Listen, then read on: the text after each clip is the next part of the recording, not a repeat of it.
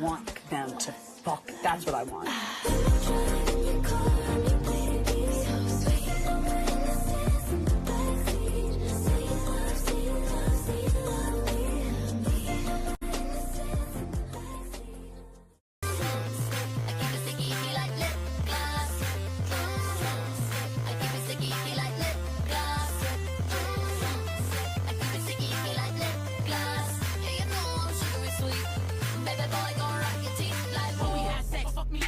Serve you pussy for your lunch, so let me wear a hairnet. Freaky little bitch when I'm out with Charlie, and we keep more eyes on us than the show iCarly. Bad bitch, make it where you can't get over me. Your ass a pussy, I'm a bubble like a ovary. I'm talking every day, you gon' wanna hit on this. So sticky when it up, who ain't got shit on this. Come get you a sample, lip between the camel. Pussy taste sweet, cause I ate my pineapple. Light a couple candles, two you can handle. A pussy gooey like yo before the eggs scramble. Never trust a man who wear briefs, cause he gon' wanna fucking keep it brief.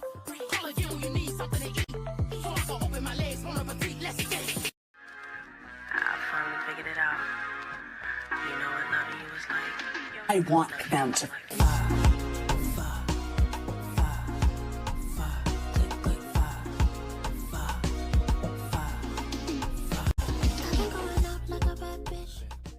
You got my heartbeat racing, my body.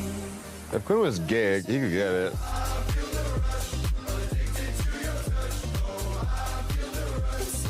I want them to fuck.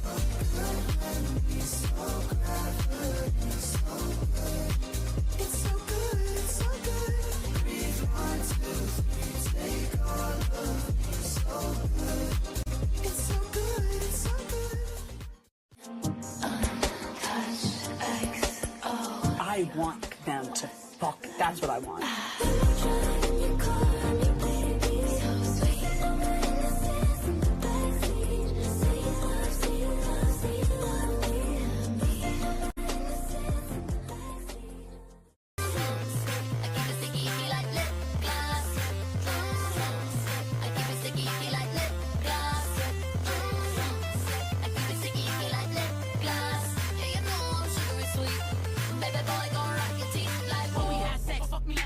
Serve you pussy for your lunch, so let me wear a hairnet.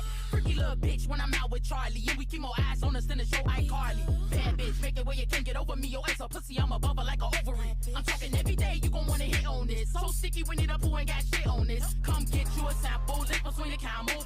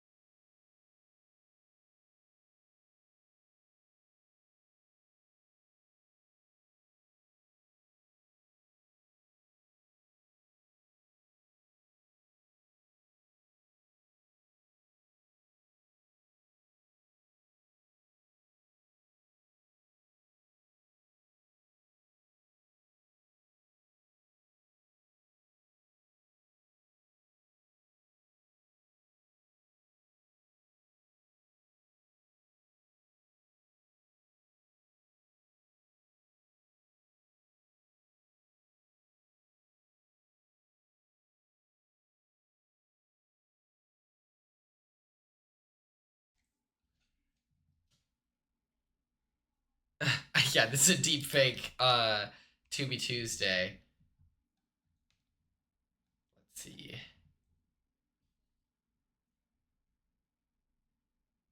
Haley said more bad things on feeds. At a certain point, we just have to accept that, like she just says problematic things because she's problematic. And it's like, they took the risk. Don't worry. I would not be surprised if people did not watch this.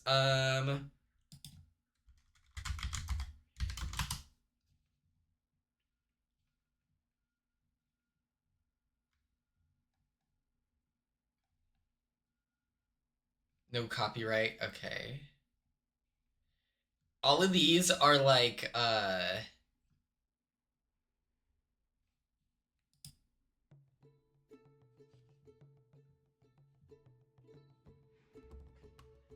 nasty hair. Yeah. Haley said something along the lines of like, that they're always pulling their hair or their nasty hair, and I'm like, I don't think Haley has like that pretty of hair. I have no clue, Carly. I have no clue. But I feel like Haley doesn't have that nice of hair, so like for someone to be like throwing stones in that way, it's like, hey, yeah, we need an America's Vote thing, and we can take Haley out.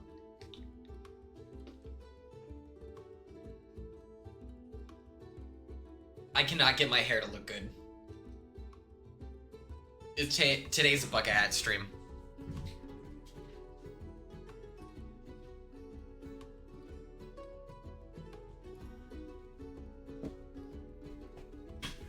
I got a little bit of bad head. It's not getting fixed anytime soon. A hairy situation? Love that. Okay. Listen here, baddies. Today we are going to be talking about, let's get this going. Baddies. Today is TUBI Tuesday on a Wednesday, Summer's Last Resort edition. Okay? Everyone say hi to YouTube. This is getting uploaded tonight. All right? If you want, is that Icarus on your shirt? Yeah. I made this, by the way. This is bleach. I made this. Pre-Big Brother. I tried to bring this in. Yeah, everyone like and subscribe. I had to turn down going to OMAC, Washington, because I just don't have money. Which I have a job interview scheduled for tomorrow, so we're doing all the things, but I just don't have enough money to fly like another flight. And so I texted the group chat, and then Alex was really nice, and he texted me and was like, "Hey, OMAC's not gonna be the same without you. I love that guy. He's a really good friend." And I was like, "I know. I'm so sorry." And then that shirt should be mass produced. Would cop. It is the, like, oh my god, Led Zeppelin. I just stole their cover, you know. But we're in the works of building up our monies, you know, so then we can do cool things again. And then I was like, yeah, I gotta get money. And then he's like, have you posted on, like, do you post on YouTube? And I was like, I'm trying to be better about it, but I usually just upload for my Patreon.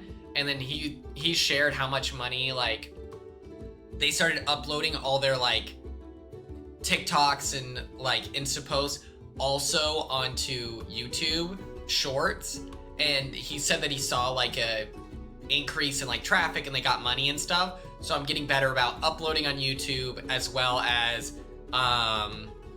like, you know, uploading, like, all my TikToks and stuff. I posted, I want you to know, I'm so proud of this.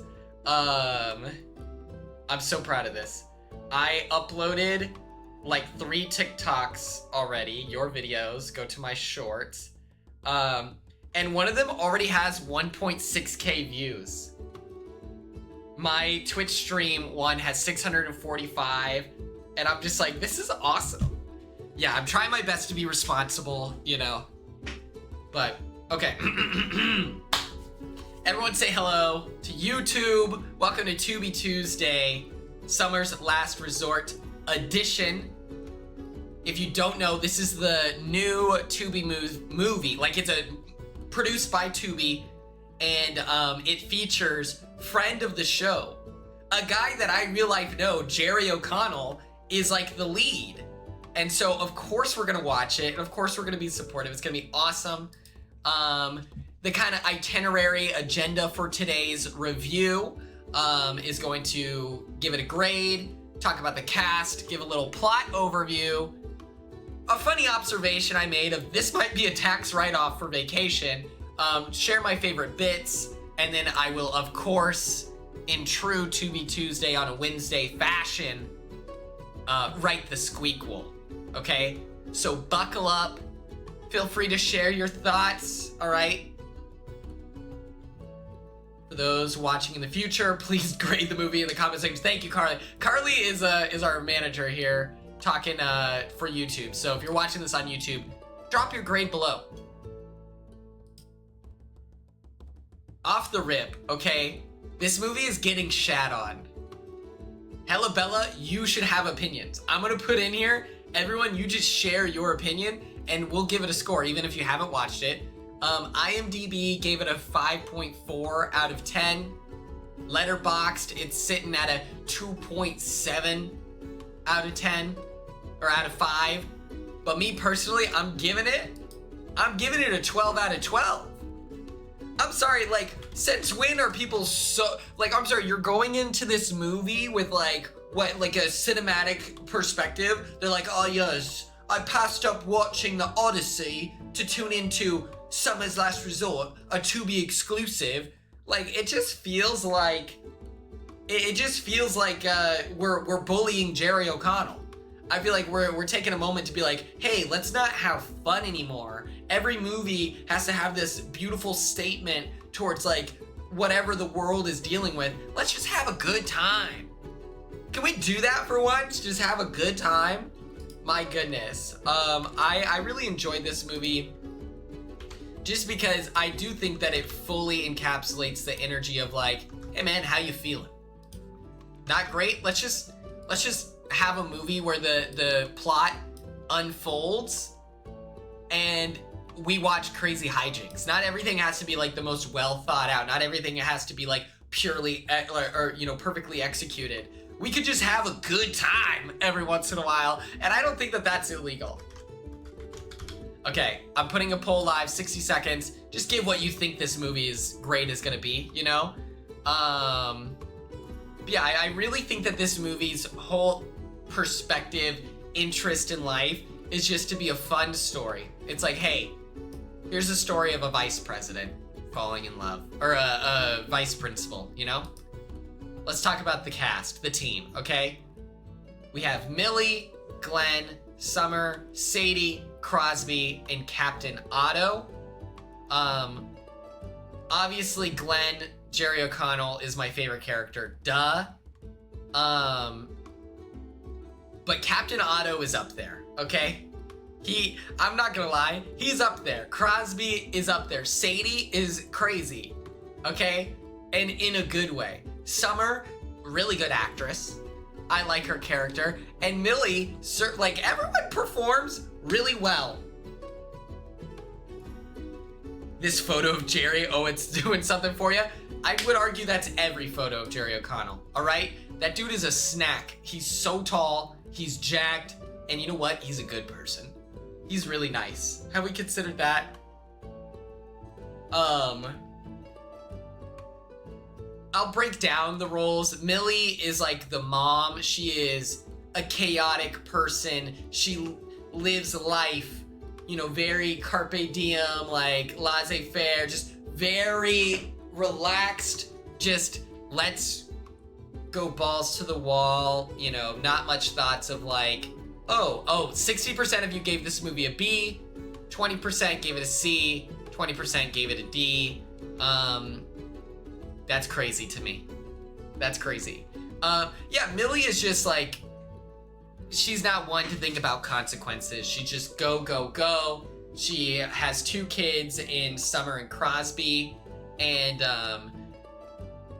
she's had a lot of like boyfriends, partners, stuff like that, and they never last. And it's like there's a timeline that Summer and Crosby joke about where it's like, oh, how long until you go so-and-so? Jerry O'Connell plays Glenn, who is a vice principal, who is just your all-around, just a nice person. Like, he's goofy, he's embarrassing, he's made fun of by Summer the whole time because he's so dorky, and he's just like a good-natured person who's easy to make fun of and ridiculous, and everything goes wrong for him some way or another, but he is successful, he is charming. Is like, what, just because he doesn't have edge, he doesn't deserve respect? Like, no, you need people who mean well, exist, and aren't bad, you know? He is, in a lot of ways, a reflection of the opposite of what Millie provides Summer and Crosby, where she is chaotic and roaming free. Glenn is security. He is like a secure spot. Like, he grounds everything. You know, he is logical, he is reasonable, and he's understanding, and in a lot of ways that scares Summer because it's like, oh, he's such a dork, like, whatever. Summer is kind of our like main character, I would say. Obviously the movie's named after her, but it's definitely the Glenn and Summer show. Summer is disapproving of Jerry, who is her vice principal, and just has no interest in her mom, like, exploring this romantic connection with Jerry. They're moving too fast, but in the same leg, she's like, oh, mom's gonna ghost him anytime now because they've been together for 4 months or whatever. And it's like, not only is she throwing stones at how, like, chaotic her mom is, but she's also throwing stones at how neutral and safe Jerry is. And so it's like, let's just zoom out for a second and just say Summer is, like, she's disapproving for something deeper, right? Like, she's feeling other emotions, not directly related to her genuine thoughts on this relationship. Like, she's projecting onto this. Sadie is Jerry's, like, chaotic daughter.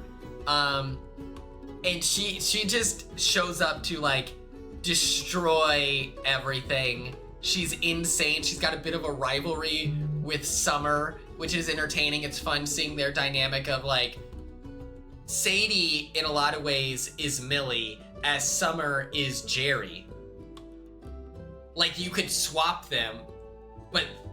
And so they are butting heads, but they have the same goal because they don't want Jerry to be together with Millie. It's a whole thing.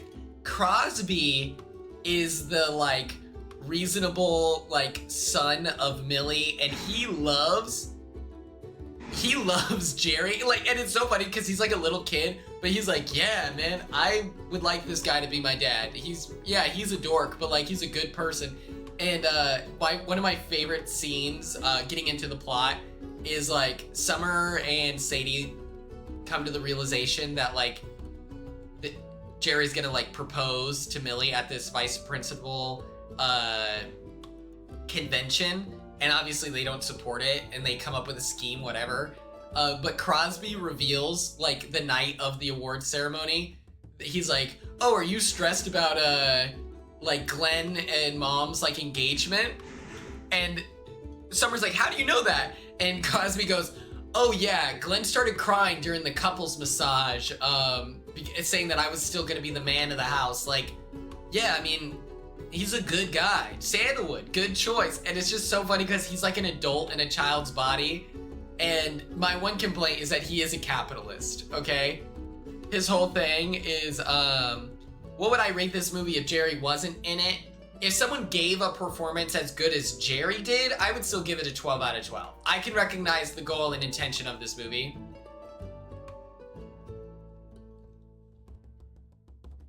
I met Violet and Madeline McGraw recently at a horror convention. They're so nice. Wait, that's so cool. Crosby, like, gets in trouble with the at face value, I would say the movie's still good. It's probably like an 8 out of 12, a 6 out of 12, like 7.5 maybe. But the performance, everyone does a really good performance. Like, my one complaint with Crosby is like, I don't like that he's a capitalist. I want him to be taken off the, like, I need Jerry to like push some like socialism into Crosby's corner to be a good like influence on him, because Crosby like stakes out a cabana at this resort and then holds it hostage the entire day and rents it out to people essentially. And I'm like, my god damn it. And he's very capitalist from start to finish. It's crazy. He pushes a lot of like not actually right-wing whatever, but he's very much like a you gotta grind set whatever. He's on the same like TikToks as Yash, you know, where Yash is like, I'm a day trader, finance, I'm here, I'm there, stocks, Forex. Like, Crosby is definitely gonna get involved in Forex in the future, and I need Jerry O'Connell to be a good influence on him and push him away from this hoopla. Get him out of the hoopla. And then we have Captain Otto, who's a crazy person. He runs like an octopus black market scheme, and his whole goal is to have sex with Millie. And under normal like the old Millie would definitely go for a Captain Otto red flag like douchebag like sex dude. She would totally go for him. He does look like Ray Liotta, and it really reminded me of Kangaroo Jack in that way, where I was like, man, this really is Jerry O'Connell. And then the other guy, what's his name? He was in the Speed Train guy. Who's the other young guy who plays Ray Liotta's like son? Or no, he just looks like Ray Liotta. What?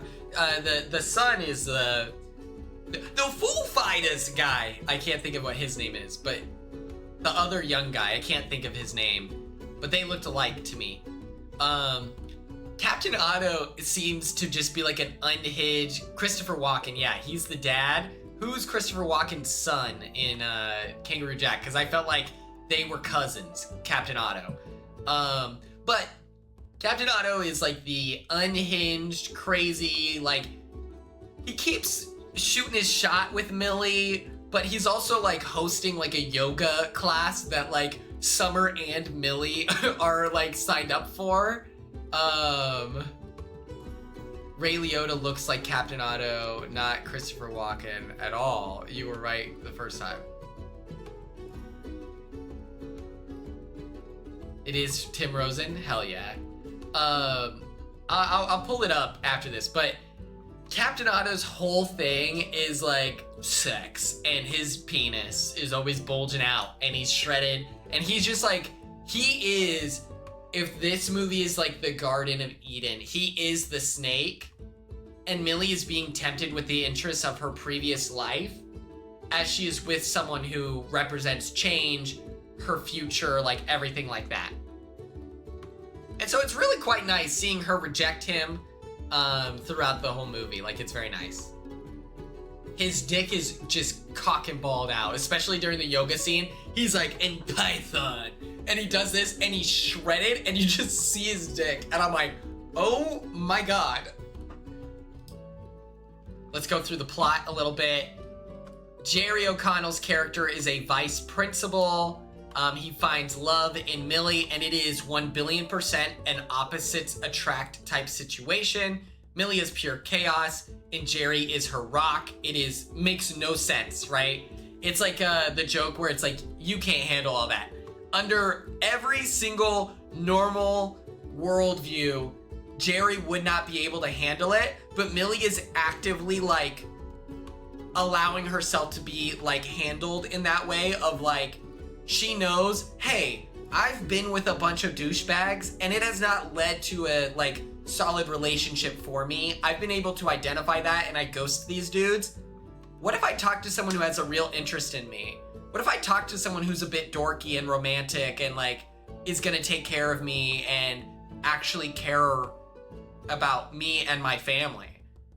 And it's so refreshing of like, hey man, let me just put myself out there in that way. And Jerry, I am very thankful, does not betray that trust. And that's very nice. Summer, who goes to high school, the high school that Jerry is the, she goes to the high school that Jerry is the vice principal of, and he is just a stick in the mud. He is a dork, he's a knucklehead, McDorkatron in every way, and she's like, this dude is so fucking lame. And what I like about this movie is that like Summer's not convinced, and you might be like a little bit confused, but then you remember that it's like, oh, well, this is a teenage girl who like is the product of like, not even divorce. She doesn't know her dad. She just has like a single mom family household, and she's used to stepping up, being the responsible one. And it's like, well, yeah, why would she be like a reasonable person? Like, she has every excuse to not like that, her current situation that she has ground in, okay? She's not gonna let go and just let anyone take control. And so she puts up these walls and doesn't like Jerry, the vice principal, at all. Doesn't fuck with him because he's dorky lame. And it shows that she's a hypocrite because Summer makes fun of her mom for being like promiscuous and chaotic and ghosting people and diving headfirst into like the red flag factory that is the dating pool that, you know, her mom's been diving into. So it's like you throw shade at your mom, but simultaneously when she finds someone who is the opposite of what you're making fun of her for, you also are making fun of him. And it's like, oh, well, yeah, it's a teenager. Like, of course they're not going to see like the bigger picture. And that's okay. And that's what I love about this movie, is that it's like, you totally understand where she's coming from. She has her walls up. She's managed to wring her life together where she is the center point of logic and reason. She is the mature person. And so then when she acts irresponsible, it's like, yeah, just because you're mature doesn't mean that you're reasonable. And I love that. Through the, you know, plot, it's constant garbage fire. Jerry is doing everything to win the approval of Summer. He's trying to be cool in like a dorky dad way. And so he's like, Summer, catch! He throws a football at her and she's listening to like an audio book, I think, and the football hits her in the face. Every time he tries to like connect with her, it leads to her being more and more frustrated. And it's like, it's so fun. This is such like summer hijinks, like fun, cozy movie. Like the plot is gonna unfold. One of the funnier scenes is that it's like, they have these like torches and everything, and you get in the, like, you know those like, it inflates around you, it's like bubble soccer, and then people stopped using them for soccer, and then it's just like you tackle people. They like have this whole thing. Jerry decides, oh, I get it. He's like, oh, I get it. I'm trying too hard to be like a reasonable safe space. Let me call her out in front of everyone. So he puts on the bubble and he calls out Summer and he's like, you're a dork and you're scared. So then she's like, oh, you want to go? She puts the tube on and they bounce into each other. He's kind of kicking her butt because he's a grown man and she's a teenager. Like, duh. And it's Jerry O'Connell. He is jacked. He looks great. He bounces into her the final time and it's like right as they're having fun, he hits into her. She knocks over one of the torches. A cabana erupts into flames. And then she's like, you ruined everything. It's just plot, reaction. Now you're pissed. They're getting further and further divided. And you love to see it. You know, it's just like, he keeps fucking up. Yeah, it's like, this is just the most like classic movie ever. And if you like Jerry O'Connell, you're gonna like this movie for sure. Cause it's just like, it's just a fun movie. It's a fun summer movie. And and it keeps pushing her away more and more and more. At one point, they're watching this dolphin show at the resort, and Jerry's like, let's go, Summer, like, let's participate in the thing. So they're in the water. Summer farts, and the dolphin almost dies. This is a real plot point. The dolphin almost dies, and Summer and Jerry work together to administer CPR, and it's very gross. And they save the dolphin's life. And this is like one of the first times that you're like, man, they're kind of working together. Oh my God, love is real, whatever. It's very nice.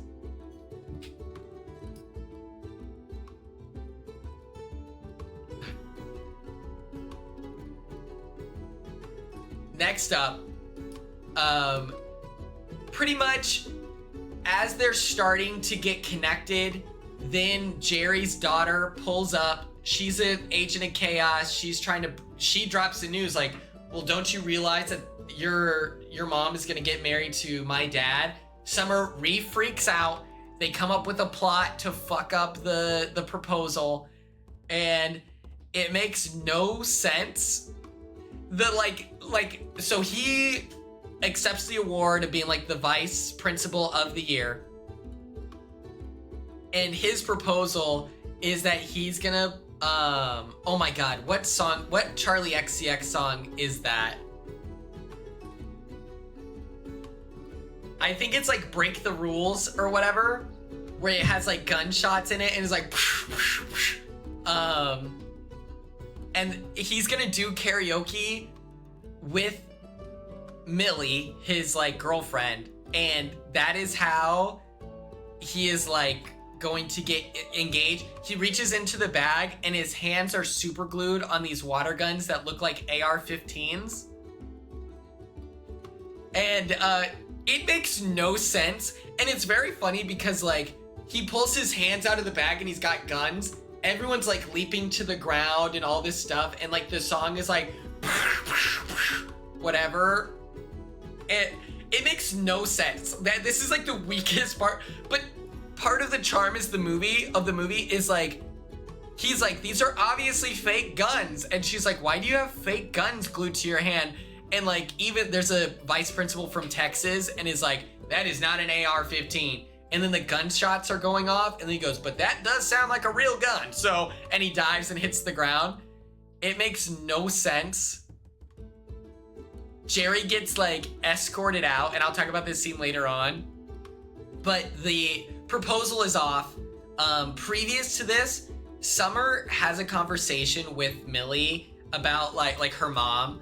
And she's just like, dude, I think you're moving too fast. I don't like this. Like, you're moving so fast. Like, I don't want you to marry him. And Millie goes, wait, this isn't a bit. You really don't like Jerry, or Glenn is his name. But, and she's like, no, I don't like him.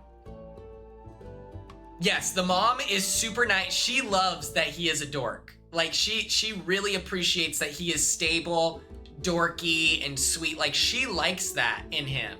And they kind of, like, bring out the best in each other, in my opinion. They have a very mature relationship. And it's so interesting because Millie hears this, and despite truly, like, I'm being in love with Glenn or Jerry, she's like, okay, then I won't say yes. And so that's part of the plot, is that like, even though she has agreed to like say no to the like proposal, now it's a side plot of like, oh my God, our daughters tried to sabotage this, even though we had this mature conversation. Hijinks ensue, right? And as this is happening, it's like Jerry is like talking about how much he appreciates his newfound family, like whatever. Summer wakes up, the chaos like ensues, and Millie and Jerry break up, leading to Summer and Jerry to team up, okay? Proving to us that love is real. Millie goes to like explore and like essentially fuck Captain Otto on his boat. Did Haley watch this with you? No. And she's pretty much like, okay, we can't do this. We're done. I'm gonna go fuck this guy now. And it's like Jerry and Summer are like, fuck, we gotta we gotta intervene. We gotta stop this. And where this conversation happens is Jerry is like this is like, he's standing at the top of this massive ass water slide. And he's got the arm floaties on. And he's petrified standing up there. And he's like, I'm gonna do it. I'm gonna do it. And everyone's like, hurry up and ride the slide. And he's like, I'm building the courage. I'm gonna do it. I'm gonna do it. He's trying his best to be brave in this situation, but it's just straight up not working. And he's so scared. And one of my favorite lines is, he's like, my feelings are included in the, like, what is that called? He's like, my feelings are in the all-inclusive stay here. Like, and then Summer gets on the, like, she gets on a, like, whatever horn, and she's talking to him like, you can do it. I want you to be my dad. We gotta stop Millie from sabotaging, like, self-sabotaging your life. We gotta go get her. And so he builds up the courage. He's pushed to do something brave. He goes down the slide. The first thing he says is like, there's water in my butt. It's very funny. And they ride off to stop Millie from sleeping with Captain Otto, which, by the way, as she's doing it, she is like regretful the whole time that she's on the boat. And she's like, I don't think I could do this. She's shutting him down. They're kind of getting into it. He shows his like undercover, like black market octopus racing, like he's kidnapping these octopuses from like the resort for octopus racing. It's really big in Dubai, he says. And she's like getting the ick. She's like, I can't do this. And this is then when Jerry pulls up. But let me talk about like this whole situation is he's on the boat and he's everything that she's like rejecting in Jerry, and she knows it's not home. And so it feels like a very mature moment of like, she broke up to consider the feelings of her daughters. But she didn't break up because she doesn't like Jerry. And it shows that like their relationship is real, because when she goes back to familiar ground in Captain Otto, she doesn't see this future for herself. And she's kind of icked out, and she's like, I can't do this. Like, I can't do this. Like, I don't know. Which is nice. It's growth. And Jerry and Summer pull up on jet skis. And she's like, oh my God, you came to save me. It is very sweet. And honestly, this entire movie just feels like a tax write-off for people to go on vacation. Like, so much of this movie is just like fun. Where did they get the jet skis? Well, it's an all-inclusive resort. So they like sprint onto the beach, and Jerry is like, wait, slow down. The sand is nature's like whatever, like step machine. Very sweet. And honestly, it's like, truly, if you have seen, Grown Ups and Grown Ups 2, where, it's like very clearly Adam Sandler just wanted to like make a movie and have fun with his friends. And then like in the process, they just so happened to be making a movie. That's what this movie feels like, in the best way. And I think that it translates to this like viewer experience. I feel like you watch this and you can tell that people are having a good time, and it makes it that much more fun. This is not a deal breaker for me. It's just a funny observation where they're going down the slide, and I'm like, I think Jerry O'Connell just wanted to ride the slide. And they just needed an excuse to do it, so it's part of the plot now. And they're staying at the resort, and, you know, they have, like, this whole dolphin thing, and I'm like, I think they just wanted to swim with dolphins. I think that truly Jerry's agent was like, all right, Jerry, we have this movie. We're getting you back in the game. And we're starting off nice, fun, and easy. You remember your stay in Australia? And he goes, how could I forget it? Greatest movie of my discography. Hello. And they go, we're going for the same exact vibe. Good energy on a resort. You in? And he's like, let's do it. Let's have a good time. And Jerry has like, you know, he is a mature man. Like, he's a grown-up. Like, he is grown. And I do buy him being a dorky father. Despite him being so handsome, and he's jacked. He's gigantic. Look at him. Despite him, like, being an adult, he does, and, like, so handsome, he does give, like, dorky grown-up vibes. And it's very funny to me. Let's see here. Let me tell you about my favorite bits. He always says he has zero clue why his wife married him. Yeah, it feels like this is him. Like, it feels like less of a performance and more of just like, I think that he's a dork that just so happens to be gorgeous, you know? I really like Jerry O'Connell. He was very nice to me in the time that I met him. And some of my favorite bits in this movie is there is a vice principal from Texas, and at one point he goes, this isn't an Amarillo prom. I'll show you what Amarillo looks like. I've been to Amarillo a million times. Amarillo. When you get a text him for the BB Unlocked guest appearance, we'll see. Derek Lavaseur last week was like, we got to get you to these live audiences, and I was like, I want to be on it. I'm like, the fuck? I'll take a live studio audience for sure, but I want to be in it. Hello. They save the doll. Wait, okay. So they give CPR to the dolphin, right? Dolphin comes back to life, and it's a beautiful bonding moment. The dolphin is released into the ocean for retirement when they're on the jet skis in the open ocean, okay? And the stem of this is that Jerry was Summer's like driving like instructor, and she was, you know, going 5 miles per hour. At one point they get like passed by an old lady walking like at the start of the movie. And so she is finally saying, fuck it. She's gonna put her foot on the gas and like, we're gonna ride in the ocean. Who gives a shit?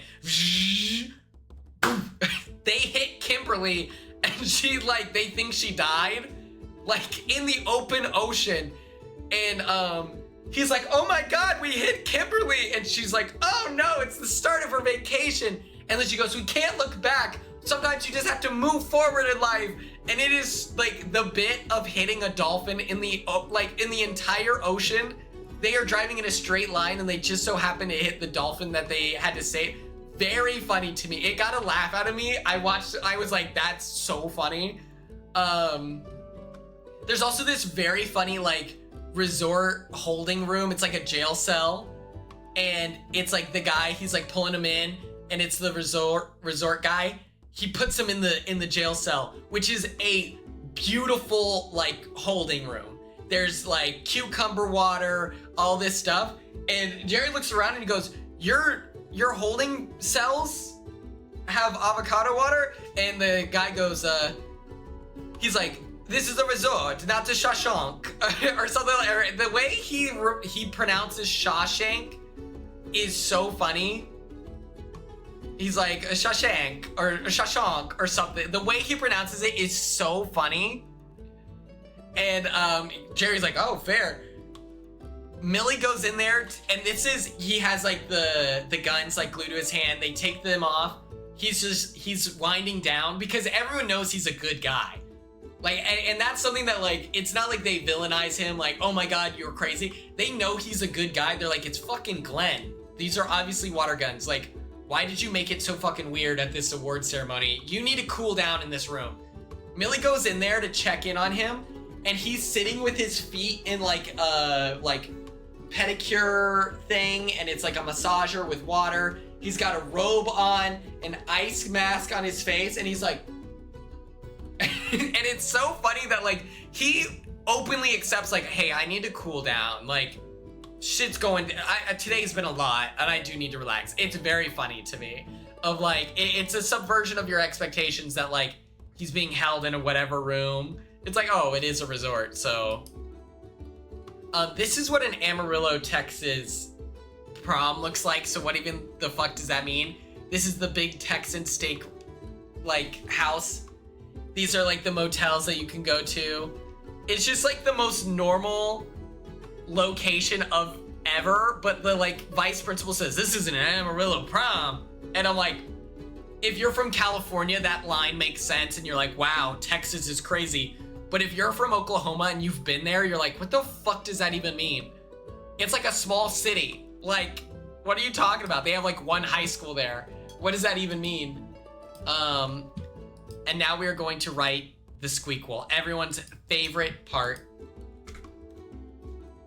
Let me pull it up here. And the squeakquel is called Corey's Last Resort, Cruisin' for a Bruisin'. Okay.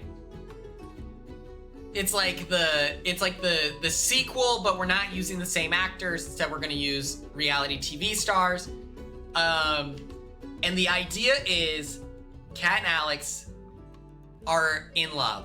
It is true love. They're gonna go on a trip. It's beautiful. It's everything we've all dreamt of, right? But Corey has a problem with this. He's feeling helpful. He knows that Kat Dunn's dream situation is to be proposed to at the Choctaw Casino. She doesn't want to get proposed to at a resort and then a cruise. And so he needs to intervene to try to save this situation, to save his friend Kat and Alex. Alex wants to be a good partner. Of course he does. He's the coolest dude I know. Hello. And so what we do in this movie is Corey and America are actively like scheming to stop Alex from proposing at this like cruise to resort situation, but they don't want to embarrass Alex because, you know, knowing like how your friend wants to be proposed to and then you having to inform their boyfriend of that could be embarrassing. They're protecting Alex's ego. And so Alex is like getting constantly distracted and like shenanigans are ensuing by the hand of Corey and America. And it's like, it's set in this beautiful resort, okay? Beautiful. We ride the cruise and this is how Corey like finds out what the proposal plans are, everything like that. It's giving beautiful situation, right? And these are just some of the cast people. I ran out of time. But Morgan, Drew, Ashley, Jag, and Jazz, they think that Corey and America are sabotaging the wedding or the proposal for nefarious reasons, okay? They don't understand that Corey is just trying to help Alex out while protecting his feelings. And so like, they think that it's like there's something fucked up going on here.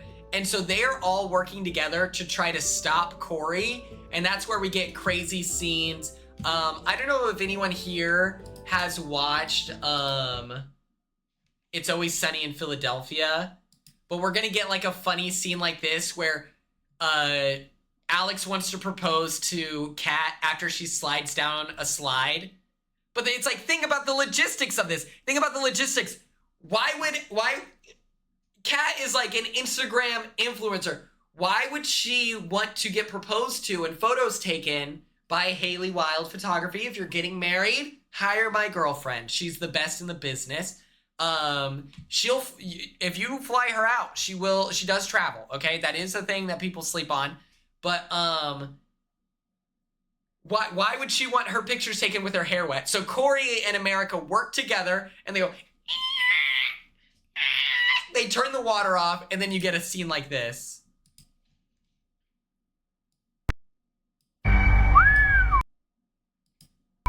How would you even describe something like that? It's so beautiful. They should have sent a poet. All right, let's go. Let's go. All right. And so the idea is that Corey has been caught turning off the water. So Kat is like, oh man, that sucks. The slide's broken. Like she goes down, and then Drew of Big Brother 28, right here, the Druth, he sees that Corey and America have done this, and he tackles Corey in a like argument where they slip on the slide, and then it's like this ensues. Oh. All right. This should be good, right? Oh, that's great. That'll do it. Oh, who's going first?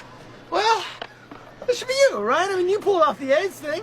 Oh, Charlie. All right, let's go before we get caught. Let's go before we get busted, okay? All right, here we go. All right. All right. Ready? right, okay. I won't lay you down. All right. Like the spare. It burns, it burns, it burns, it burns. Ah! Oh, thank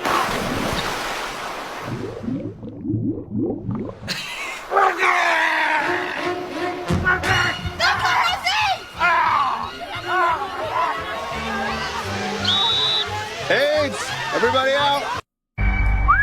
And so we're gonna get funny scenes like that of like going down a water slide that is bone dry. Yeah, I think it's so funny, and that's my plan for the squeakquel. Is we get chaos. The end of the movie comes, and Alex calls out Corey. He's like, "Why are you trying to sabotage my proposal to Kat?" And then Corey and America are like, "Fuck! Do you want to know why, man? You're calling it out. This is in front of Kat. This is in front of everyone."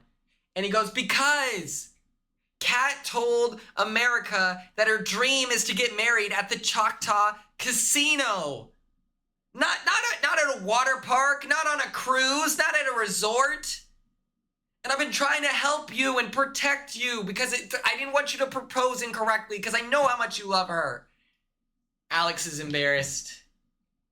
And he dramatically runs away. He's heartbroken, okay? He's vlogging while doing it, so he's got his like really expensive camera. And he's running. This is my screensaver. Oh. It's my screensaver, by the way. If you guys are curious, very cool. He's running away. He's sad. Kat has to go and find him. And they're in one of these like slides explaining, and this is how you know it's bad. Alex is in this like in one of these.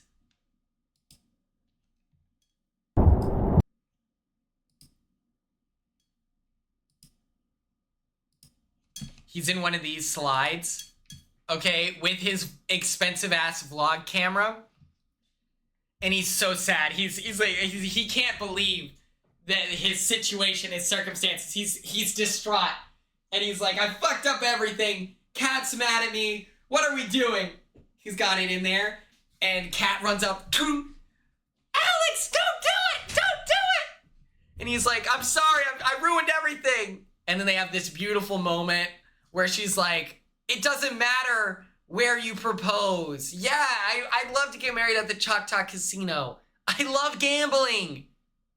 But I love you more. I love you more. And besides, Hella Bella just inspired me.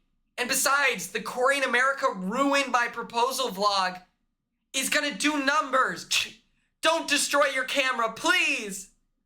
And Alex is like, "So it was okay that I proposed here?" And Kat's like, "Of course. It's always been about us, not the setting." And he goes, "You're the best, babe.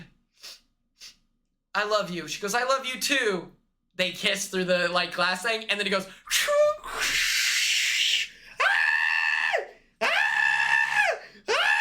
he's getting the greatest vlog content of your life. He goes,